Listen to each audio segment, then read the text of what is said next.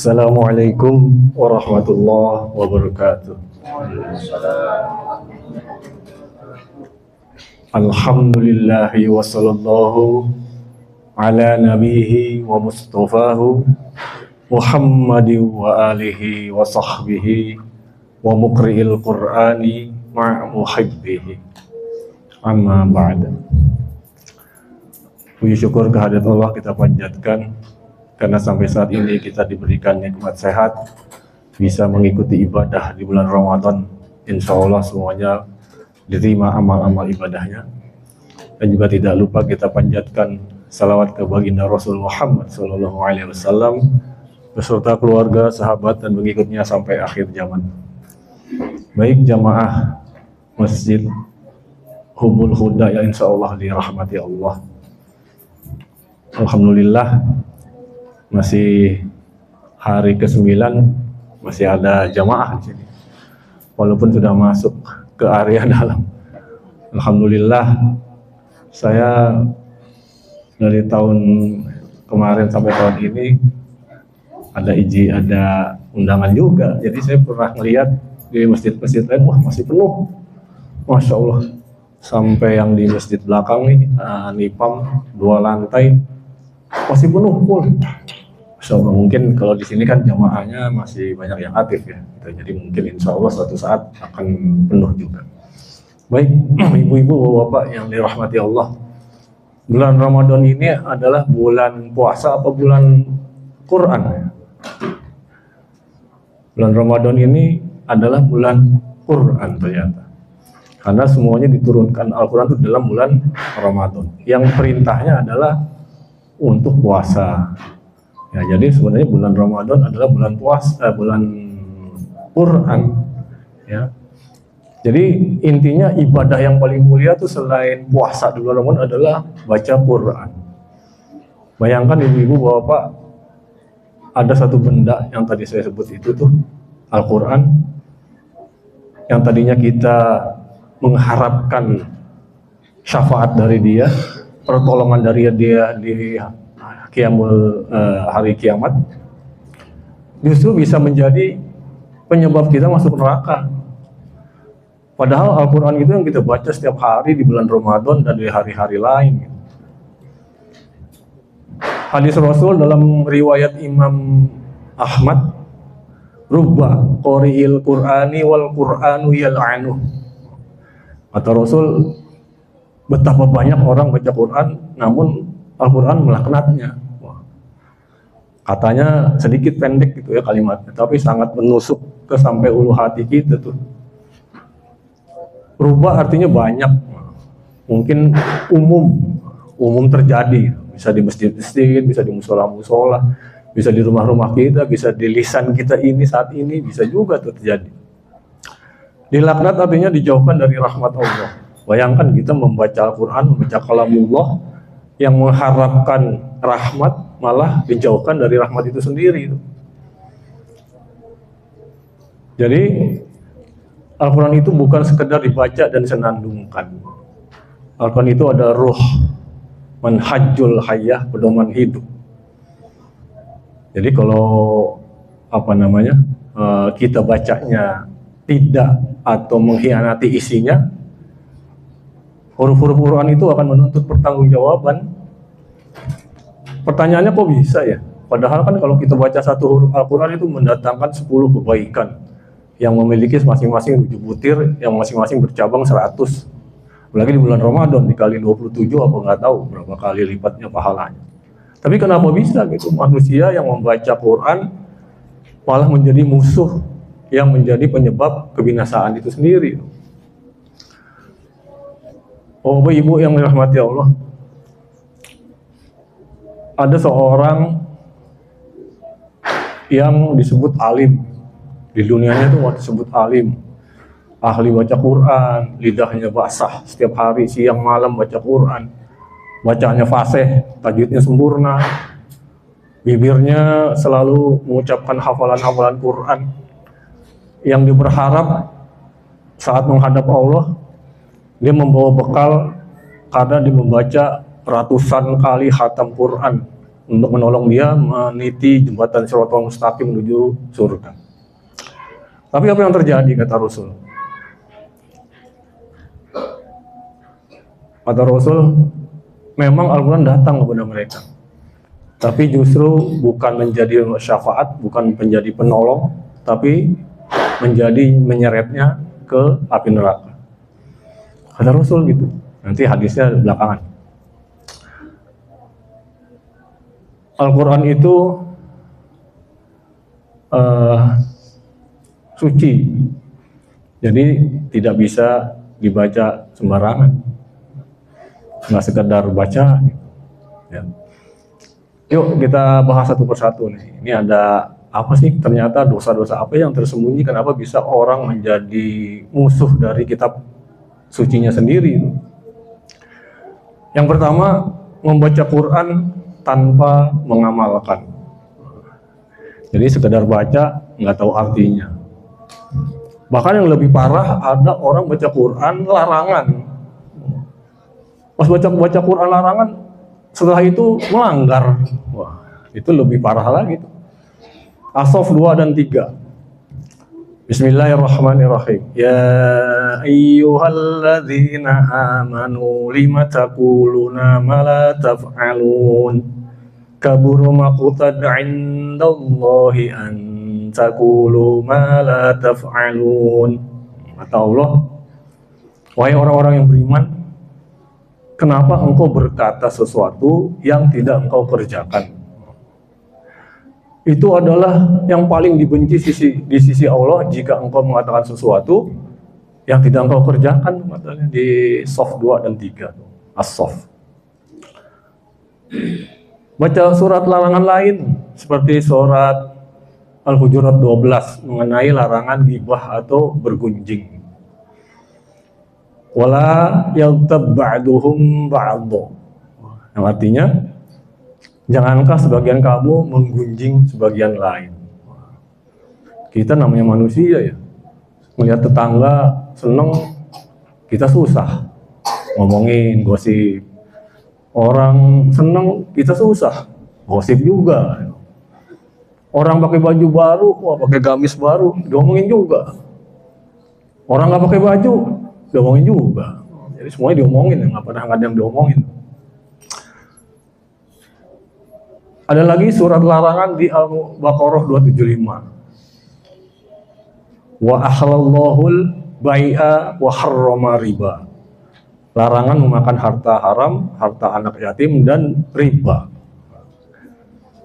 Hati-hati juga ibu-ibu. Riba di Al-Quran udah diplesetin sama manusia menjadi bunga. Bunga kan indah tuh, bunga. Padahal riba tuh bunga. Hati-hati yang kita masih punya tanggungan cicilan barang, entah itu rumah, mobil, motor, sepeda, atau peralatan rumah tangga tuh ibu-ibu, hati-hati, kompor, panci, itu yang bersifat cicilan tapi ada bunganya, hati-hati. Itu mendingan langsung dilunasi sama bank yang syariah. Kalau bank syariah kan nggak ada bunga, cuma beda ijabnya aja di depan. Jadi dari 3 itu contoh yang kita tidak terasa baca Quran tapi tidak mengamalkan. Makanya diartikan orang munafik. Makanya baca artinya gitu. Malam ini baca 1 juz, besok siang pagi baca artinya yang 1 juz tadi malam baca. Yang kedua, kita membaca Quran tapi tidak ikhlas karena Allah. Mungkin karena ingin dipuji orang kali ya. Oh, bacanya lancar. Oh, ngebut. Wah. Padahal lancar bukan artinya ngebut gitu ya. Lancar itu bacanya tartil, pelan tapi bertajwid. Ini ada kisah yang populer sahih dari Rasul, diriwayatkan oleh Imam Muslim. Saya panjang nih hadisnya, saya baca juga ya, belum hafal. Bismillahirrahmanirrahim. Wa rajulun ta'allamal ilma wa 'alamahu wa qara'al qur'ana utiya bihi fa'arafaha ni'amahu fa'rafaha qala fama 'alimta fiha qala ta'allamtal ilma wa 'alamtuhu wa qara'ta fikal qur'ana. Jadi didatangkan seorang laki-laki yang di dunianya tuh belajar agama Islam, belajar agama, mengamalkannya dan membaca Quran. Kata Allah, Allah akan berikan, ditunjukkan nikmatnya ke dia dan dia mengaku itu nikmat gitu, memiliki itu tuh semua ilmu yang tadi sudah dipeloreh. Kata Allah, apa yang kau kerjakan setelah tahu nikmatmu itu? Kata dia, aku belajar ilmu agama, mengamalkannya, mengajarkannya dan membaca Quran karena engkau semata ya Allah. Apa kata jawab Allah dalam hadis qudsi? Allah yang maha mengetahui isi hati menjawab, qala kadzabta walakinnaka ta'allamtal ilma wa qara'tal qur'ana yuqala aliman wa yuqari'un faqad qila. Kata Allah, engkau dusta. Malaikat-malaikat juga berserentak, engkau dusta. Jadi engkau belajar ilmu agama, mengajarkannya, belajar baca Quran hanya untuk dipuji orang, hanya untuk disebut menjadi orang alim. Jadi kata Allah, engkau sudah dapat gelar itu semua di dunia. Sekarang di akhirat sudah habis bagianmu. Dijawab lagi sama Allah, summa umiru fihi wa suhiba ala wajhihi hatta al-qiyafin nar. Jadi orang itu mukanya diseret di atas tanah lalu dilemparkan ke api neraka. Nah, jadi bagi kita yang suka baca Quran atau yang bersinggungan dengan Al-Quran di foto-foto gitu, di upload ke status tuh, hati-hati. Jangan sampai yang intinya adalah syiar tapi belakangan menjadi ingin mendapat komentar. Jadi jika ada sedikit di hati kita ini, ya sama-sama gitu ya. Saya juga menjaga, insya Allah semuanya sama-sama menjaga. Jangan sampai ada sifat sedikit ingin dipuji. Karena hati-hati, Al-Quran itu suci. Tidak mau diduakan oleh ambisi. Ambisi dunia yang rendah yang Allah benci. Seperti dua jiwa seorang banci. Nah, jangan seperti itu. Yang ketiga, membaca Quran tapi tidak sampai melewati kerongkongan. Jadi hanya ada batasnya, kerongkongan tuh tenggorokan. Jadi sampai batas kerongkongan aja tuh. Kata hadis Rasul dalam riwayat Imam Bukhari dan Muslim, yuqra'unal Qur'ana la yujawizu hanajirahum. Yuqra'unal Qur'ana la yujawizu hanajirahum. Mereka membaca Quran tapi tidak bisa melewati tenggorokan mereka sendiri, kata Rasul. Jadi ini terindikasi dalam kehidupan kita sehari-hari dari tahun ke tahun ini. Baca Quran sekedar mencari setoran, satu malam satu juz, 30 hari khatam. Di akhir Ramadan, alhamdulillah saya khatam sekali. Oh saya 3 kali, oh saya 6 kali, oh saya 10 kali, oh saya belasan kali. Ada lagi orang yang bilang, wah alhamdulillah saya one day one juz. Masya Allah. Itu bagus bapak ibu-ibu. Tapi kita koreksi diri, apakah yang kita baca sudah sesuai dengan hukum-hukum tajwidnya? Sudah kita renungkan, artinya sudah kita tadaburi. Yang penting sudah kita amalkan. Nah itu dia. Apalagi kalau kita sudah bisa menangis, Masya Allah. Kita baca Al-Qurannya satu ayat menangis gitu. Karena Umar bin Khattab radhiyallahu an, sahabat Rasul yang begitu gagah perkasa, kasar orangnya, musuh takut, setan takut. Tapi dia kalau dibacain satu ayat azab bisa pingsan dan sakit berhari-hari. Di pipinya ada bekas hitam 2 garis gitu, bekas air mata yang mengalir, yang sering mengalir, yang kering. Seorang yang perkasa, gagah perkasa, kasar, bisa nangis juga. Kalau kita yang nggak kasar, nggak gagah perkasa, musuh kita yang takut, setan kita yang kabur, apakah kita pernah nangis baca ayat Quran? Saya mengajak juga, saya juga masih belajar, pengen mendalami apa sih yang disebut semua dalam Al-Quran. Saya pernah berapa tahun yang lalu baca Quran khatam, tapi khatamnya artinya doang. Nggak baca Qurannya tapi khatam artinya doang. Karena pengen tahu artinya apa sih ini. Nggak sekedar baca aja gitu. Apalagi bacanya masih belum sesuai dengan hukumnya gitu. Yang bisa berubah arti.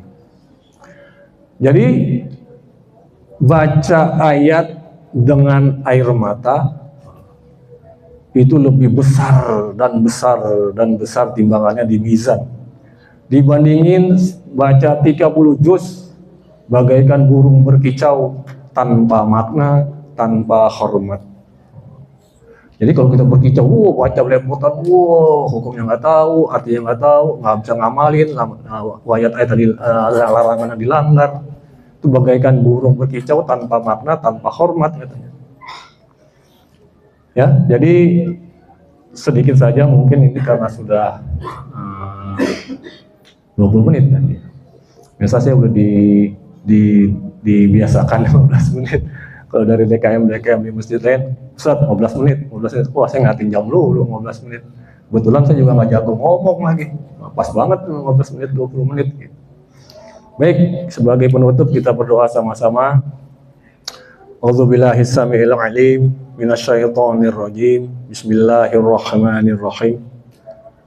Ya Allah, Zat yang menurunkan Al-Quran, jadikanlah Al-Quran menjadi penolong kami, menjadi cahaya kami, cahaya di dalam hati kami, menjadi pelipur lara kesedihan kami, menjadi penolong kami di akhirat nanti, dan menjadi penghapus dosa-dosa kami, ya Allah. Ya Allah, Zat yang menurunkan Al-Quran, janganlah jadikan Al-Quran menjadi hujah menuntut kami ke akhirat dengan membawa dosa-dosa. Jangan jadikan Al-Quran menjadi menyeret kami ke siksa api neraka atas kebodohan dan kemunafikan kami, ya Allah. Ya Allah, ampunilah kami yang selama ini baca Quran dengan penuh ria, penuh ketergesa-gesaan dan jauh dari amalan. Ya Allah, lembutkanlah hati kami agar hati kami bisa lembut membaca Al-Quran dengan penuh kesedihan dan air mata. Ya Allah, jadikanlah kami ahlul Quran yang Kau cintai, ya Allah. Allahumma arhamna bil Quran waj'alhu lana imama wa nura wa huda wa rahmah. Rabbana atina fid dunya hasanah wa fil akhirati hasanah wa qina adzabannar. Subhana rabbika rabbil izzati amma yasifun. Wassalamun alal mursalin walhamdulillah rabbil alamin. Wassalamualaikum warahmatullahi wabarakatuh.